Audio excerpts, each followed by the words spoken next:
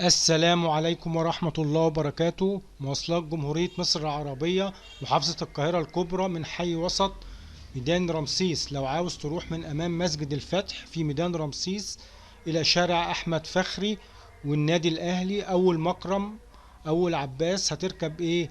اركب ميكروباص أو ميني باص الكيلو 4.5 والشروق. طب رقمهم كام الميني باص؟ 203 150 329 102 40 226 58 22 25 46 49 121 85 705 140. وفي منهم بيروح نادي السكة عن طريق نادي السكة وعن طريق صلاح سالم.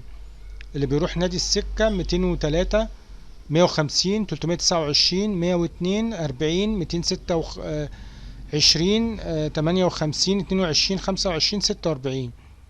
دول بيروحوا نادي السكة. اللي بيروح عن طريق صلاح سالم 49 121 85 705 140.